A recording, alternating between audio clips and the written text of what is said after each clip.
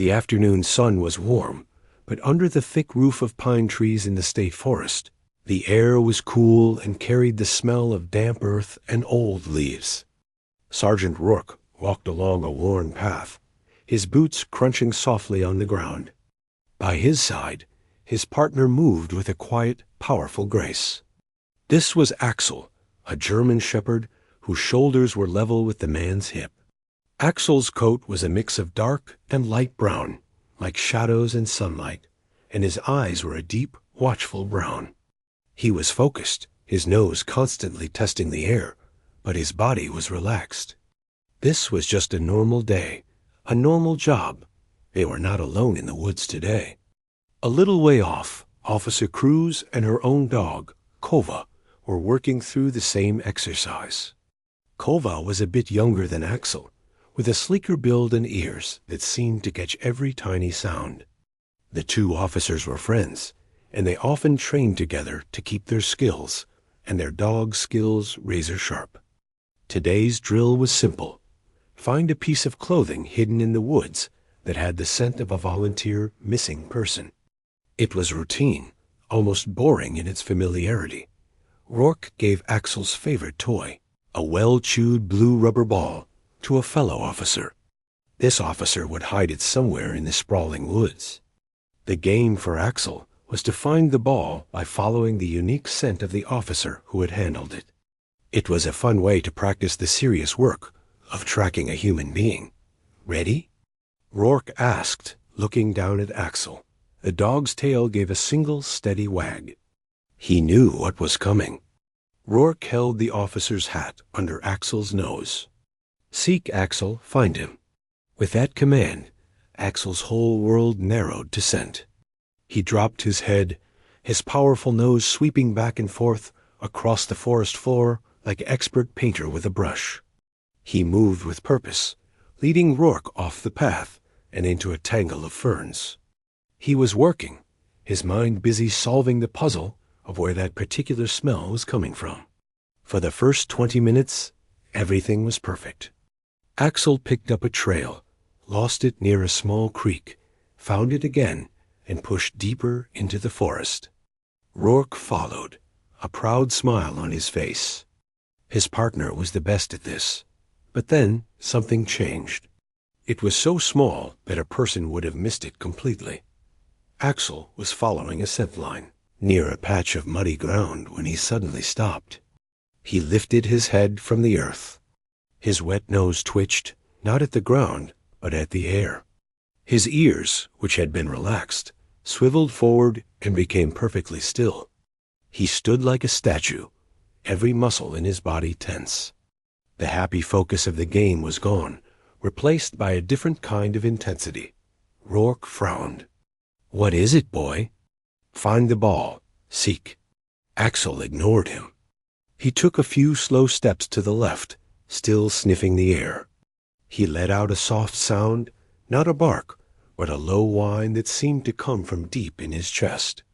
It was a sound of confusion and urgency.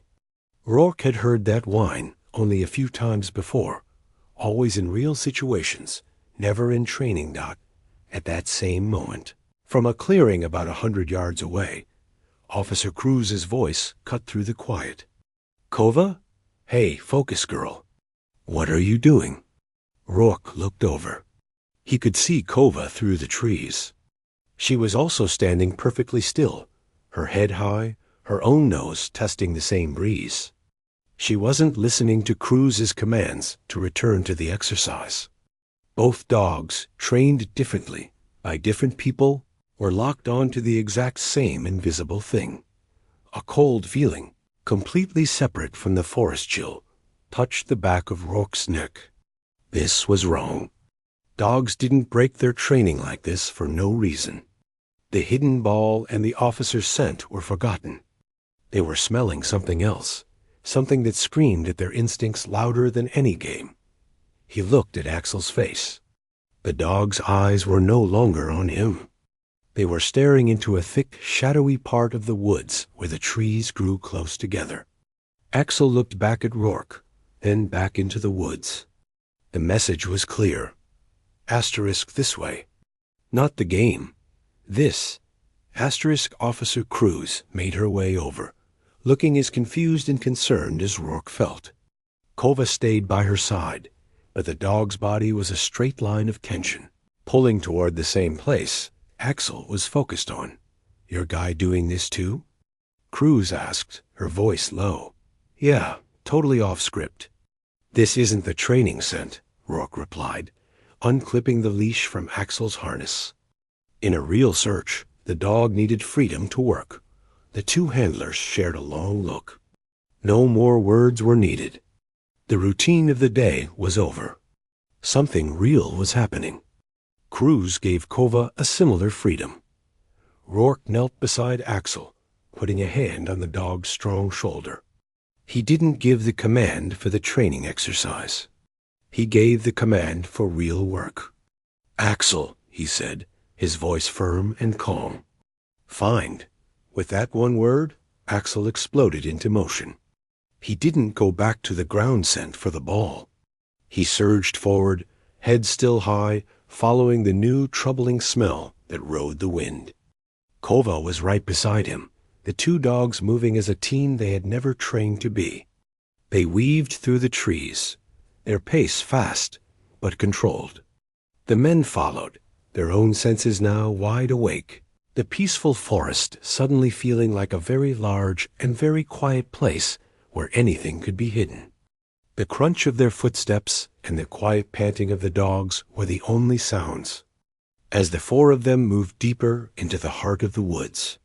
Leaving the simple game far behind Dot, the dogs led them deeper than the officers had gone in any training exercise. The neat, marked trails were far behind now. They were in a part of the forest that felt old and forgotten. Thorny bushes caught on their uniforms. Low branches had to be pushed aside.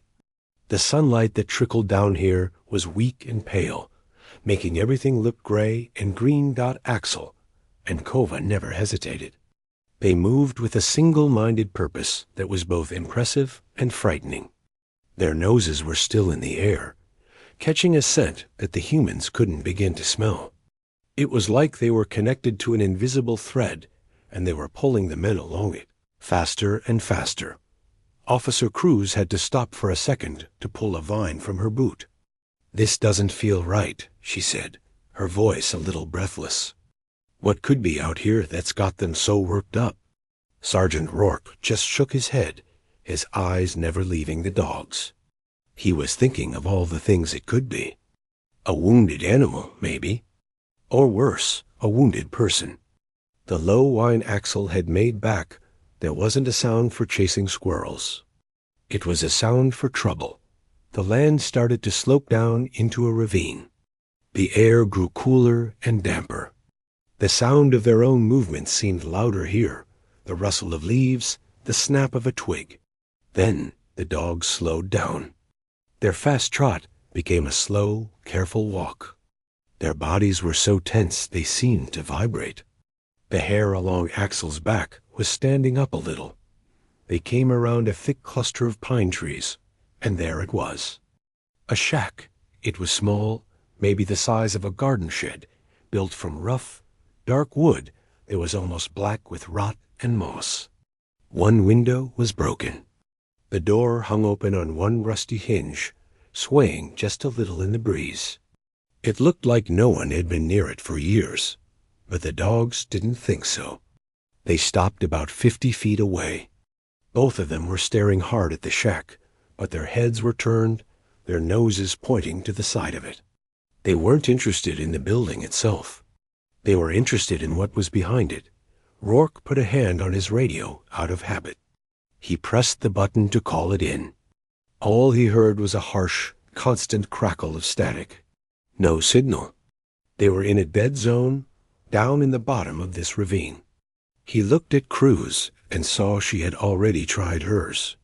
She gave a tight shake of her head. They were on their own. With a silent gesture, Rourke pointed 2 fingers at his own eyes, then toward the shack. I'll look. He pointed at Cruz, then at the dogs. You stay, watch them.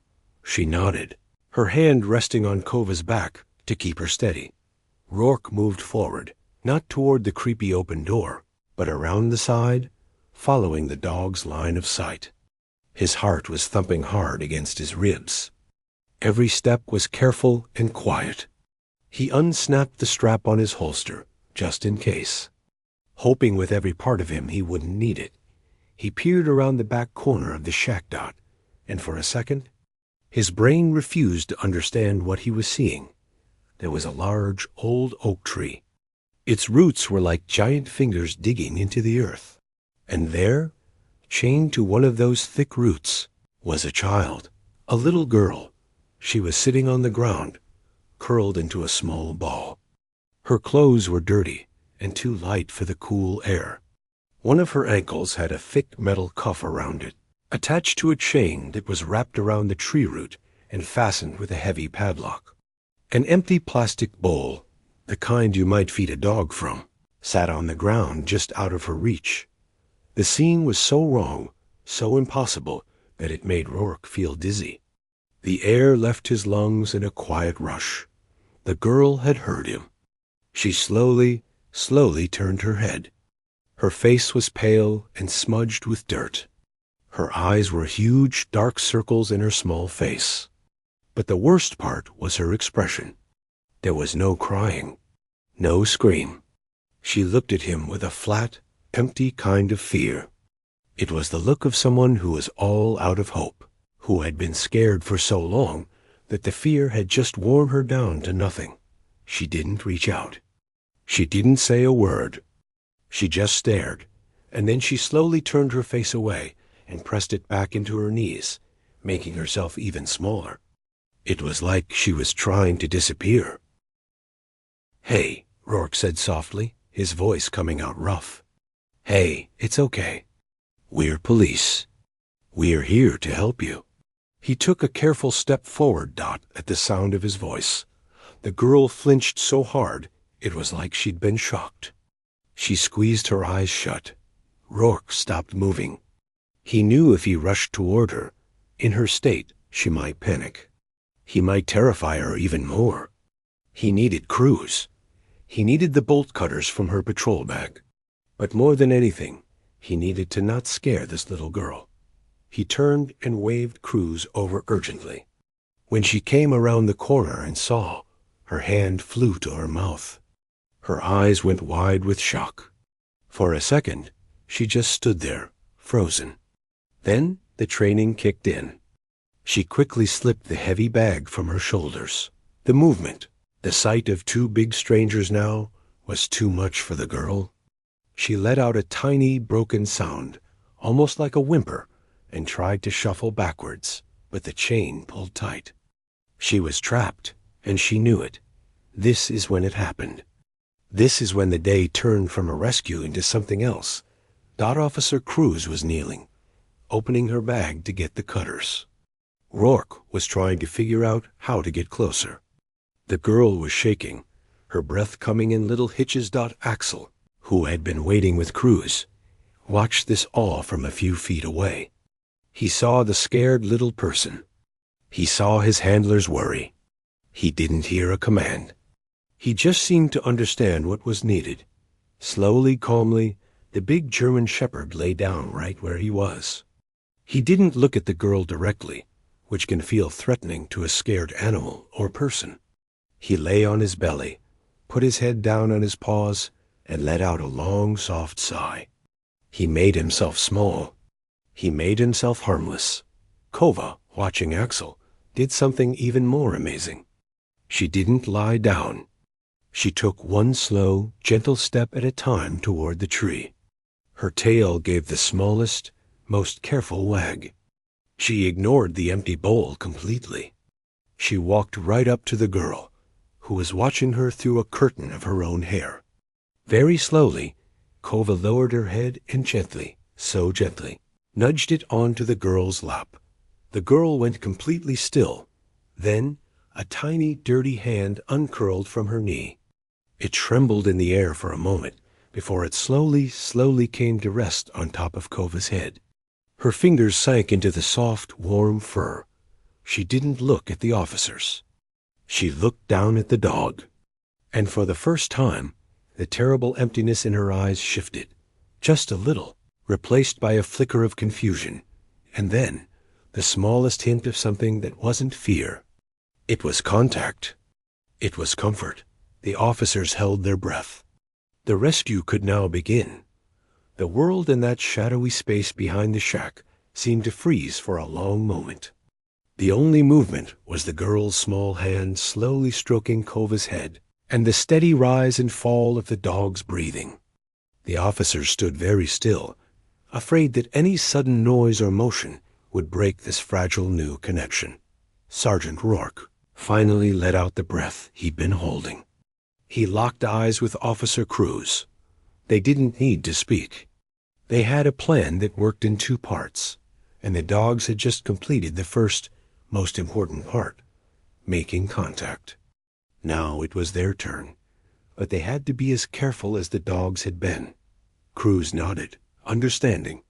She kept her movements slow and smooth as she pulled the bolt cutters from her bag. The heavy metal tools made a soft clinking sound. At the noise, the girl's head twitched slightly, but her eyes stayed on Kova. The dog, feeling the tension, gave another gentle nudge with her nose against the girl's arm. It was as if Kova was saying, "Asterisk, it's okay. Watch me. I'm here." Asterisk Rourke took a few slow steps closer. He didn't walk straight toward the girl.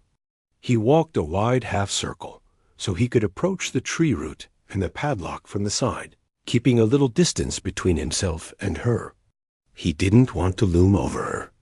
When he was close to the chain, he crouched down, making himself smaller, less threatening. "My friend here is going to help get that off your ankle," he said, his voice low and calm, like he was talking about the weather. He pointed a thumb toward Cruz. "She's got the magic key. It might make a loud sound, okay? Just a quick, loud snap. It's nothing to be scared of." The girl didn't look at him. She kept her forehead pressed against the top of Kova's head, her fingers tangled in the fur. But she gave a tiny, almost invisible nod. Cruz moved in.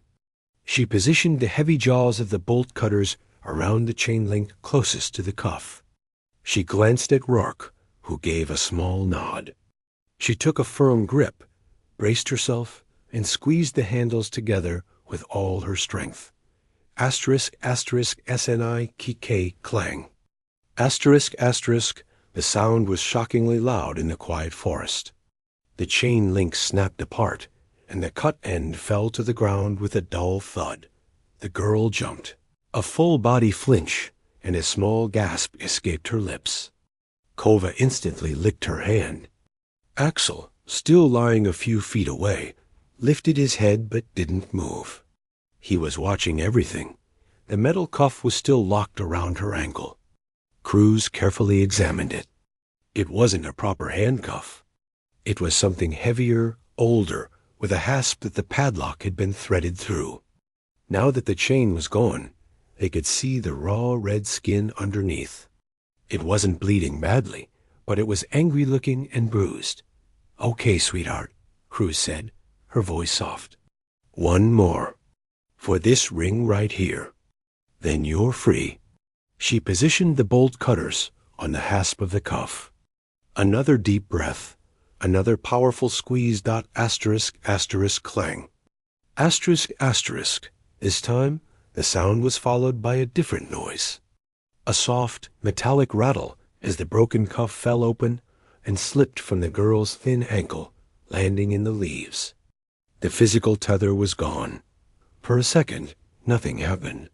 The girl just stared at her own foot, at the pale band of skin where the cuff had been, surrounded by the red marks. It was like she didn't believe it. Rourke slowly shrugged out at his uniform jacket. The dark fabric was lined and warm. He held it out, not reaching for her, just offering it. "You must be freezing," he said. "This is for you. It's big, but it's warm." Slowly, the girl lifted her head from Kova. She looked at the jacket, then at Rourke's face. Her eyes were still huge, but the flat emptiness was starting to fade, replaced by a dazed kind of wonder. Very slowly, she let go of Kova and reached out with both hands. Rourke gently laid the jacket in her arms. It was heavy for her. She struggled for a second with the bulk of it. Then, with a quiet determination, she pulled it around her shoulders. It swamped her completely, the sleeves hanging down past her fingertips, the bottom hem pooling on the ground around her. She buried her nose in the collar for a moment. Then she did something that made both officers' hearts ache. She clutched the front of the jacket tightly closed with her small fists, holding on to the warmth and the safety it represented. "We need to get you out of here," Cruz said gently. "We need to get you to a doctor and get you some food. Can you walk?" The girl tried to stand. She pushed herself up on shaky legs, but the moment she put weight on the leg with the injured ankle, her face crumpled in pain and she sank back down with a whimper. She was weak, probably dehydrated, and her ankle was clearly hurting badly. Okay, no walking," Rourke said quickly. "That's fine. We can carry you. It's a long way back to the road, but we'll manage." He looked at Cruz, and they both started thinking. They could fashion a kind of seat with the rescue blanket from Cruz's pack, each holding an end. It would be awkward, but it would work. But the girl had other ideas. As Cruz pulled out the bright silver blanket, the girl's eyes went wide again, this time with fear at the strange, crinkly material. She shrank back, shaking her head. "No," she whispered, her voice a dry, cracked sound, like it hadn't been used in days. It was the first word she'd spoken. Kova, who had been sitting patiently beside her, immediately leaned her full weight against the girl's side. It was a solid, warm pressure. The girl's hand came out from the huge jacket sleeve and gripped Kova's harness tightly. She wasn't letting go. Rourke looked at the dog, then at the path they'd come down. It was steep, tangled, and long. He had an idea. It was unconventional, but everything about this situation was. "All right," he said, thinking out loud. "New plan. You lead, I'll be right behind her. Kova stays with her. She can use the dog for balance. Just like a walking stick, but furrier." Cruz looked unsure, but she saw the girl clinging to Kova. The dog wasn't moving. She was a pillar of support. "You think that'll work?" "It has to," Rourke said. He turned back to the girl, who was watching him, still holding Kova's harness. "Here's what we'll do. You hold on to your friend here, really tight. She's going to walk with you. She's strong. She'll help you stand. We'll go very, very slow. One step at a time, okay?" The girl looked at Kova, then down at her own feet. She gave another small, fragile nod. "Good girl," Cruz said, her voice thick with emotion. "You're so brave. We're all going together." Rourke moved to one side of the girl, ready to catch her if she fell. Cruz went ahead to clear the worst of the branches from the path. Axel, seeing the movement, finally stood up. He didn't come to the girl. Instead, he trotted a few yards ahead on the path, then turned and looked back, waiting. He was leading the way home, slowly, carefully, with Kova standing rock-solid beside her. The little girl in the oversized police jacket took her first step toward freedom. The first few steps were the hardest. The ground was uneven, covered in slippery pine needles and hidden roots. The little girl moved like a newborn fawn, her legs trembling with every shift of weight. But she never let go of Kova's harness. Her small fist was clenched tight around the sturdy handle on the dog's back. Kova seemed to understand the job perfectly. She didn't pull. She didn't surge ahead. She simply walked with an impossible steadiness, adjusting her own pace to the tiny shuffling steps beside her. When the girl stumbled, Kova stopped instantly, becoming a living, breathing anchor until she found her balance again. Ahead of them, Axel was a different kind of comfort. He was all business. He moved about 10 or 15 feet in front, his head constantly moving, ears swiveling like radar dishes. He would stop at every turn in the path, looking back to make sure they were coming, his eyes checking on his handler, on the girl, on his partner Kova. Then he would move on, clearing the way. Once, a branch had fallen across the path. Axel stopped and let out a single, low woof. It wasn't a bark of alarm, just a signal. Officer Cruz, who was walking just ahead of the main group, hurried forward and dragged the branch aside. It was like the dog was scouting for them. Sergeant Rourke walked right behind the girl, so close he could have reached out and steadied her. But he didn't touch her. He just talked. He kept his voice in a low, steady stream of words, a calm commentary to fill the scary silence of the woods. Look at that. Axel found us a better path here. Easy, does it? Just hold on to your friend. She's got you. Good step. See that moss on the rock? That only grows on the north side. Means we're heading the right way. He wasn't sure if she was listening, but he kept talking. It was something to focus on besides the pain and the fear. The girl's world had shrunk to the next painful step. The feel of Kova's strong shoulder under her hand, and the sound of the man's calm voice behind her. The slope out of the ravine was long and gentle, but it felt like a mountain. After about 20 minutes, they reached a small, rocky stream cutting across their path. The water was only a few inches deep, but the rocks were slick. The girl stopped at the edge, her eyes wide. It was an obstacle she didn't know how to cross. Okay, Rourke said, kneeling down beside her. Team effort. Watch. He pointed to Axel, who was already standing in the middle of the stream, the water flowing around his legs. See? Axel's showing us the best spot. It's not deep. Officer Cruz stepped into the water and held out her hand. I'll go first. You and Kova come right behind me. Step where I step. The girl shook her head, pressing her face against Kova's neck. She was exhausted, and this new challenge was too much. Kova turned her head and licked the girl's cheek. It was a wet, surprising gesture. The girl blinked. Then, as if taking courage from the dog, she looked at the water again. She watched as Cruz stepped carefully onto a flat, dry rock. Ready? Cruz asked softly. The girl nodded. She gripped the harness with both hands.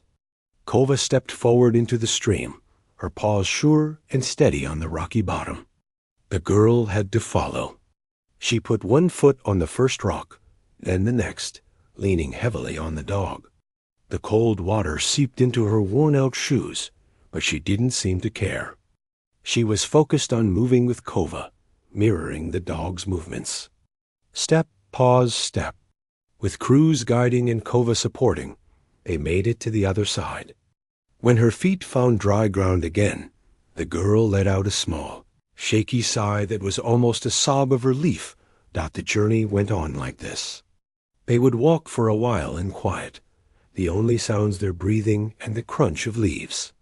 Then they would hit a difficult patch, a steep bit, a thick tangle of thorns, and the team would come together. Axel would find the route. Cruz would clear it. Kova would be the rock for the girl to lean on. And Rourke would be the voice, encouraging, pointing out simple things like a bird's nest, or an interesting-shaped cloud to keep her mind from going to dark places. The police jacket was enormous on her. Sometimes the sleeve would droop over her hand, and she'd have to shake it back to keep her grip on Kova, but she never took it off. It was her armor dot. After what felt like hours, Rourke noticed the light changing. The gray, filtered light under the thick trees began to get brighter, warmer. He recognized a stump they had passed during their initial training exercise. "We're close," he said, trying to keep the excitement out of his voice. He didn't want to startle her. Just a little farther. "You are doing so incredibly well." The girl didn't answer, but her steps became a tiny bit more determined. It was as if she, too, could sense they were nearing the edge of this nightmare. Finally, they broke through the last line of trees. Suddenly, they were at the edge of the wide gravel parking area where the 2 patrol cars sat, looking ordinary and peaceful in the late afternoon sun. The sight of the cars, of the real world, was overwhelming. The girl stopped dead in her tracks. She stared at the open space, at the vehicles, as if she'd never seen anything like them. The vastness seemed to scare her more than the enclosed woods. Axel trotted over to Rourke's car and sat down by the driver's door, his job done. Kova, however, stayed glued to the girl's side, sensing the new wave of anxiety. It was then that they heard it, the distant whining sound of a siren. It was still far off, but coming closer. Someone at the station had realized they were long overdue and had sent help. The sound made the girl jump. She took a step back towards the trees, her breath coming faster. "It's okay. It's okay," Cruz said quickly, moving in front of her but not too close. "That's for you. That's more people coming to help. They're going to take you to see a nice doctor." But the girl was shutting down, the fear returning to her eyes. The end of the journey felt like a new kind of trap. Rourke acted on instinct. He walked to his car, opened the back door, and took out a bottle of water and a protein bar he kept in his gear bag. He walked back slowly and knelt down, placing them on the gravel in front of her. "You're safe now," he said, his voice firm but kind. "Look around. No more trees. No more chains. Just us. And your friends." He pointed to Axel and Kova. The girl looked from the dogs to the water to his face. The sirens were getting louder. She slowly bent down, wincing at the pain in her ankle, and picked up the water bottle. Her hands were too weak to open it. Officer Cruz gently took it, cracked the seal, and handed it back. The girl took a small sip, then a bigger one. She drank like she'd never tasted water before. She was still drinking, still holding on to Kova, when the first patrol car, lights flashing, skidded into the gravel lot, kicking up dust. The real world had arrived, loud and bright and fast. But this time, she didn't flinch away. She just leaned a little harder into the warm, solid fur of the dog who had never left her side. The quiet parking area erupted into a controlled kind of chaos. More police cars arrived, their lights painting the trees in flashes of red and blue. An ambulance pulled in, its back doors flying open before it had even fully stopped. Suddenly, there were many officers in uniform, paramedics in dark blue jackets, all talking in quick, professional voices. For the little girl standing at the edge of the woods, it was too much. She froze, the half-empty water bottle slipping from her fingers. Her knuckles turned white where she still gripped Kova's harness. She tried to shrink back, to disappear into the oversized police jacket. A paramedic, a woman with a kind face, approached slowly with a warm blanket. "Hi there, sweetie. We're going to take good care of you, okay?" The girl didn't move. She just stared, her eyes wide with a fresh wave of panic. These were new strangers, new noises, new dangers. Officer Cruz stepped forward, placing herself between the girl and the growing crowd. She held up a hand. "Wait," she said, her voice clear and firm. She looked at her sergeant. He gave a slight nod. They had brought her this far. They couldn't lose her trust. Now Cruz knelt down, so she was at the girl's eye level. "See these people?" she said, pointing to the paramedics. "Their job is to fix OEs. They need to look at your ankle and make sure you're warm and healthy.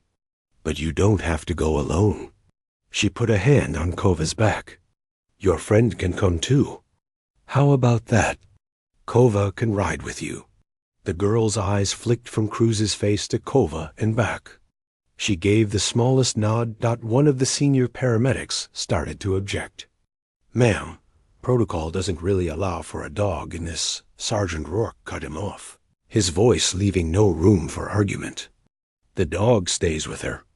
It's not up for discussion. She goes with the dog, or she doesn't go. That's the only way this works. There was a tense moment of silence. Then the kind-faced paramedic nodded. All right. The dog comes. Let's just get her loaded up. They brought the stretcher over. The sight of it made the girl shrink back again.